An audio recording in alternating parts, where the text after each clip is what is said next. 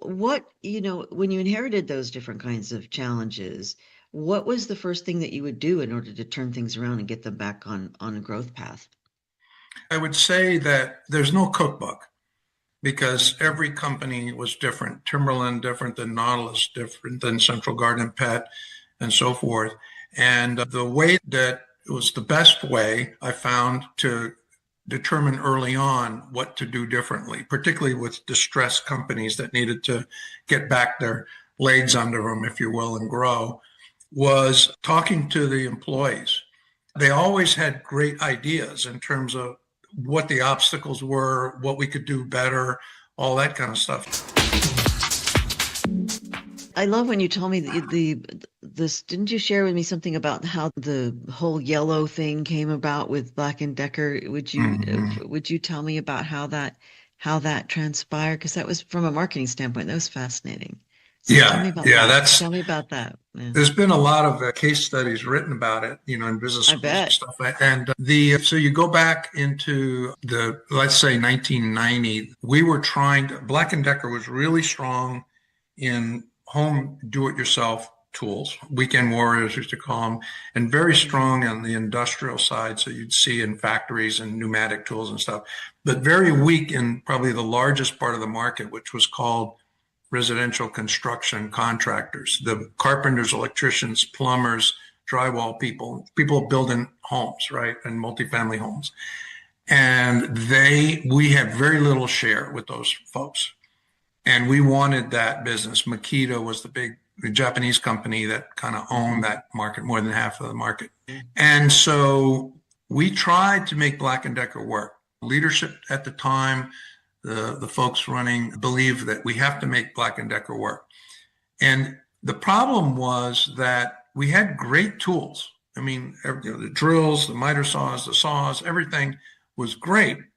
But the brand was a problem for these contractors because all they would see, and every day they go home and they see ads for Black and Decker dust busters, the vacuum cleaners, the coffee makers, the home power tools and stuff. And they said, these people can't make tools for me. I need something. I'm going to earn my living with this drill or this saw every day. I need somebody that knows what I need. Okay. And so we tried. We spent, I'm going to say, on average, maybe $20 or $30 million a year trying to reach these people and convince them that our product was right. So we had to rethink the problem. This basically said, let's step back because we're pouring money. Might as well just be pouring it down the toilet. We even had ads where they were refurbishing the Statue of Liberty.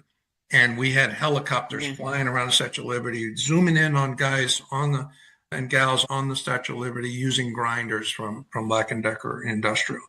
That was big waste of money. And we said, let's step back and rethink the problem. We have great tools. We have great service. We can't get through their heads that we can't get it in their hands because of the image that we have, as a company. So we looked in the chest and we had to say, what if we change the brand and call it something else other than Black and Decker? So we found we owned DeWalt. It was a small business. And we started to test it. And that was all part of my, research was part of the thing I owned at the time, market research. And we found that these contractors really love DeWalt. Oh, that's, U.S. made. It's a great heritage, a great lumber yard, radial arm saws and stuff like that. So I said, what if we took DeWalt and take it from the stationary tool into a portable tool, make drills and so forth like that? And so we asked the question, and sure enough, they said, yeah, that would work. That'd be awesome. Okay, I'd like to try it.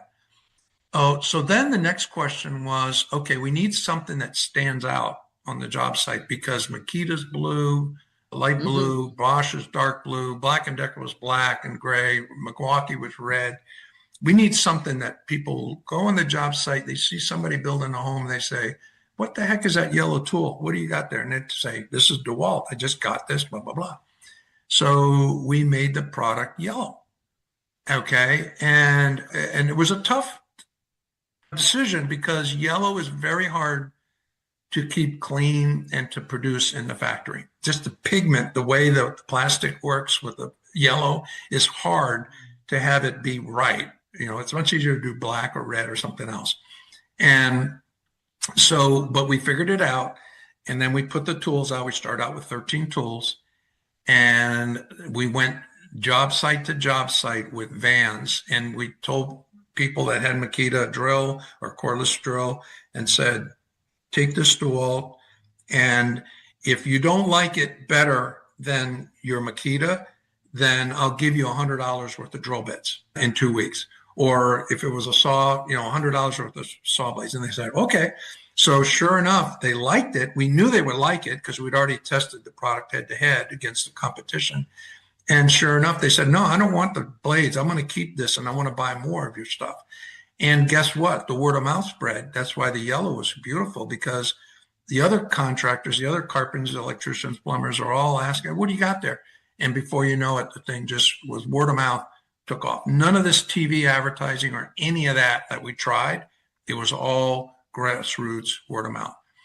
One of the byproducts we never thought would happen, and again, tell me if I'm going too deep into this, but it's one of the things that gives me goosebumps to talk about. What's happened, Sarah, is that it had a ripple effect throughout the entire company, because not only was it growing faster, first year our budget was 80 million. I think we did 130, and then it just almost doubled every year, and to the point where it became bigger than Black & Decker brand, okay?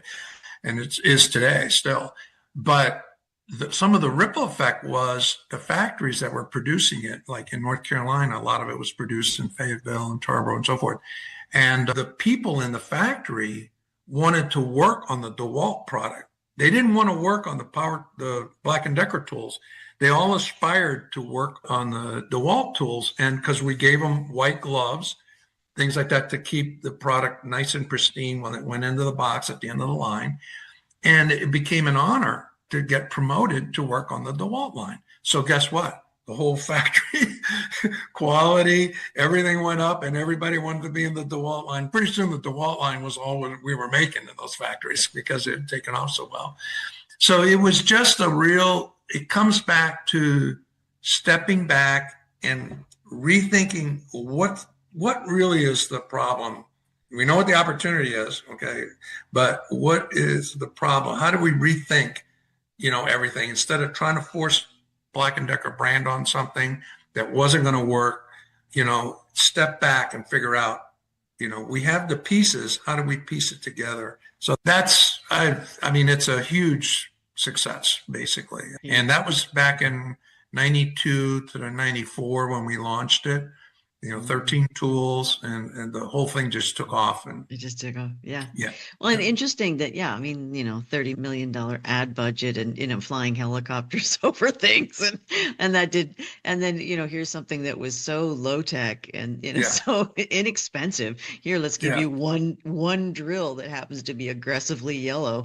And, and I love that you said, we'll give you $100 worth of drill bits or saw blades or whatever. No, I want to get, this one's really good. I want to keep this. I want to keep this one. Yeah. And that's you. Because you knew you had one thing, which was you had quality, and that you knew they were you. Yeah. And you tested enough to know that. But all of those are things that are relatively inexpensive, if not free, to test something or to get something into somebody's hands. So interesting. Yeah. Interesting. You would think, and I think our first time that you and I talked, one of the first few times we talked about how simple things. Now, the brand is not simple, okay? And the whole go-to-market thing was a total clean sheet of paper compared to what Black & Decker was doing at the time. Big difference. So that I wouldn't say it was simple, but those simple things, sometimes changing the color. Some people might say that's simple. That's not redesigning a drill or saw or something like that. That could be a lot of work, 2 years, But little simple things can make huge, extraordinary results happen. And I can give you other examples of that, but that was one where it really, those little pieces came together and really took off. That's extraordinary. Are there any things that you think that business owners, leaders of this small to medium-sized businesses should really be focusing on more, absolutely everybody should be focusing on? If you had to pick three, What would be three things you think that they should be focusing on? Yeah, I think it comes back to your question of the mission and the purpose of the company. I think that you have to have that nailed in clarity and then, communicate it and so forth. I think those are some of the things very clear and create part of that is I say creating the environment so that the employees can blossom because center to everything is the employee and the employees, which is part talent and it's also part having people in the right seats, the right org structure, and then get the right people in the right seats. But it's also that engagement part we talked about. How do you get that mission statement down so that they get the energy to go take that hill, kind of a thing. So I think those are some of the key things that, that I would say are so, so, so important, and you can't underestimate the power of continuing. Like you might have as a CEO or some senior executive, you might say, well, I've been talking about these values of our company for, 2 years now. And I would say, okay, do it another 2 or 4 years, as long as, they're the same, other things don't change. But, you can't underestimate the value of reinforcing those values in that mission statement and why everybody's there. Okay. So getting the org structure right and getting talent in the right seats is also really important because you're hiring almost for where you're going to be. You know what I mean? You're not hiring for today necessarily. You're bringing in talent for where you want to be, and then they'll help you grow there. And if you get talent and they're doing all the things, they're buying in, they've got the engagement we talked about and so forth, then that just spawns more talent to want to join the company. Okay. And so that sort of takes a life of its own too. But talent, developing the talent, part of that is what you do with them. If you get a new hire, how do you onboard them properly? That happens at all different levels of sizes of companies. Critical to whether you have really tight processes or you're kind of all over the mess, then you've got to get them assimilated really well. And then, having talent will create more talent and more retention in the company. So that's those are the things that I would share that are themes that I think resonate throughout whatever type of industry, whatever size company. Oh, absolutely. Yeah, I don't think it matters the size. Yeah, it becomes more and more important the larger the company is because then you've got to retain that culture somehow. I think if I can add something else, Sarah, sometimes because size you mentioned, you have to be careful when you recruit talent that you're recruiting people that not only have the hard skills that you need, but also have the soft skills and the adaptability to come in. And I'll give you an example that used to be that, when, a lot of companies, smaller companies would want to hire somebody with a real pedigree resume, right? GE or P&G or, somebody like that, or Apple, kind of thing. And you have to be careful, particularly the smaller mid-sized companies, when you bring in somebody that may look really good on paper, but can't assimilate into a smaller company where the processes aren't tight. Okay. Reports aren't showing up at your desk at 7 a.m. like you might have at an Apple or P&G about what happened yesterday.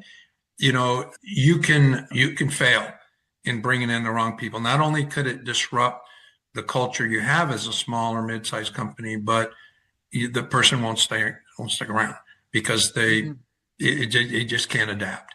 Right. It happened big time at Timberland when I first joined in the U.S. They hired 13 executives that had pedigrees like you wouldn't believe. And I was one of them, I guess, one of the 13 coming from Black Decker to Timberland. And after a year, only 3 were left. The other 10 were gone because they couldn't handle the lack of process discipline and some of the other things that they couldn't adapt to. So, and that was fine. We did fine without them. But But yeah, I think it's looking at more than just what that, resume yeah, is. It's, are they going to be able to adapt into this particular culture, or have yeah. they gotten so used to having those systems that are, 100% on point all the time, that adapting to systems that are looser and may need them to help tighten them up. That sounds like something that not everybody can do.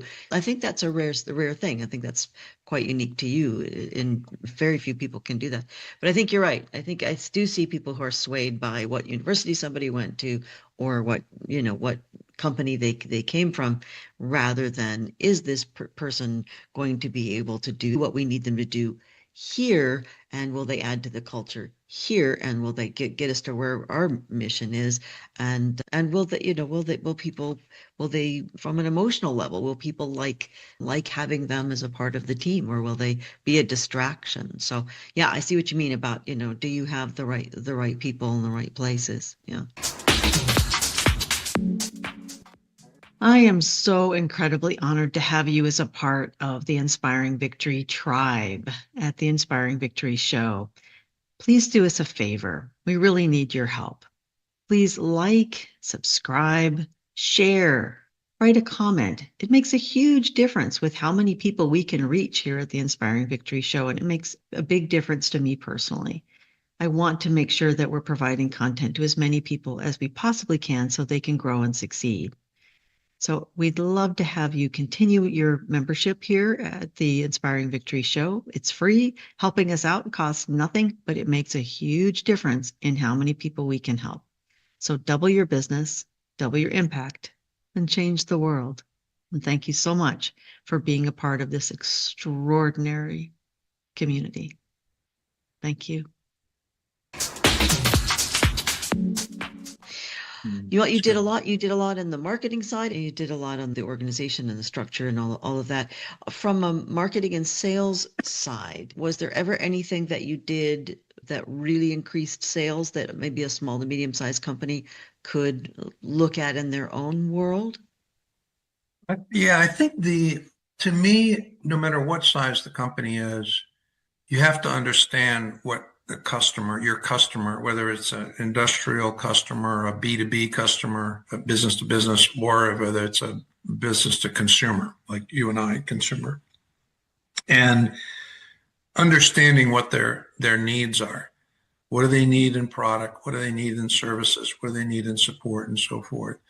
And if you can have a good read on that, and it's asking the right questions. Consumers are not going to tell you, Sarah, I like this that does this and this and this. They'll come up with kind of weird things, right? But they can tell you what problems they have.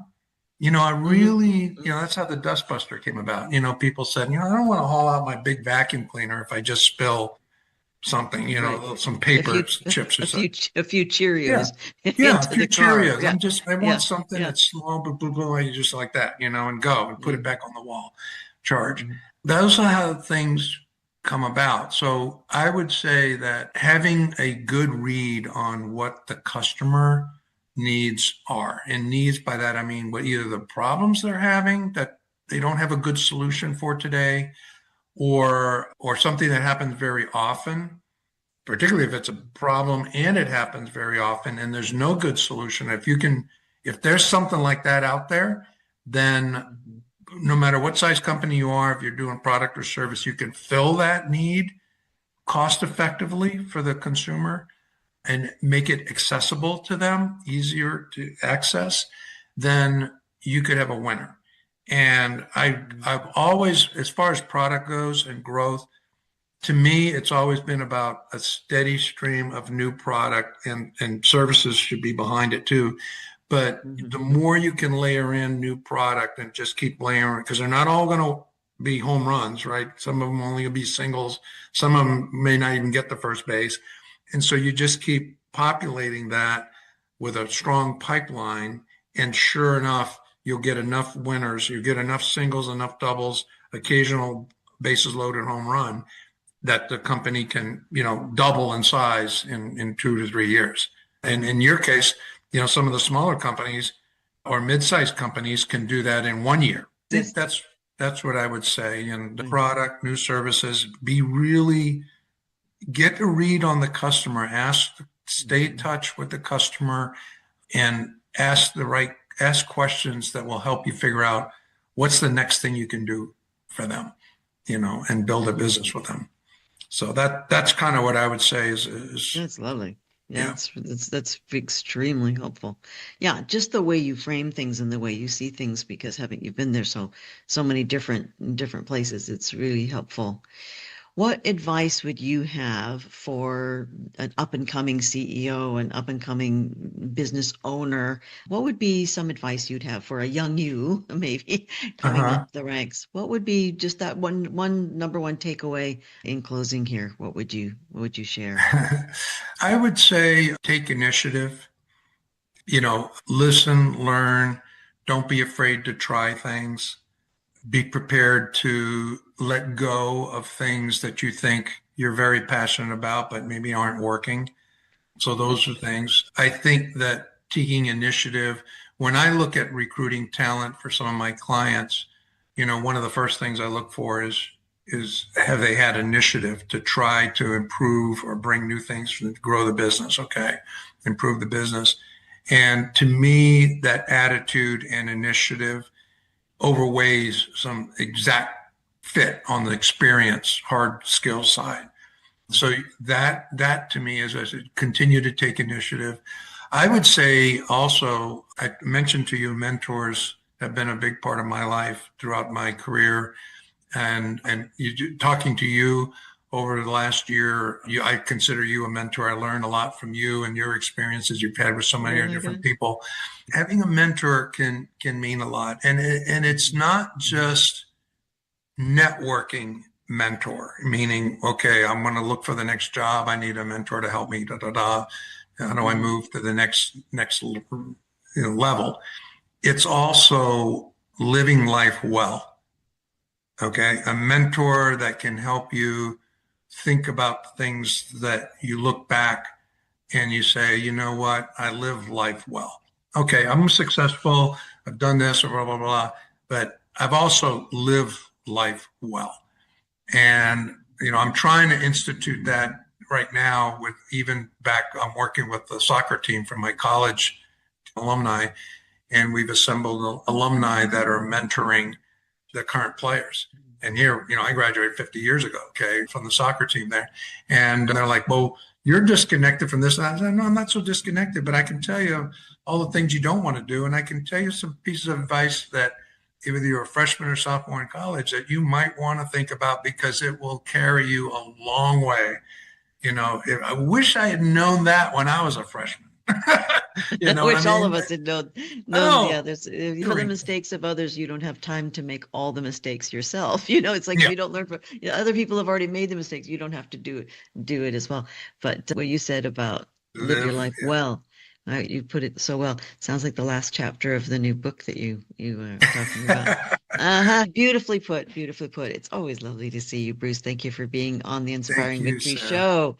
We always love having these great minds on the show. If you're enjoying watching Bruce, you can connect with him on LinkedIn. Also, please like and subscribe and tell other people so we can bring you even more fabulous people in the future. I think this is going to be one of everybody's favorites for sure. And thank you for watching or listening wherever you are in the entire world. And go out and, again, I'm Sarah Victory. Double your business, double your impact, change the world. Only you can do it. All right. Thanks again, Bruce. It's nice to see you. Thank you, Sarah. Thank you very much.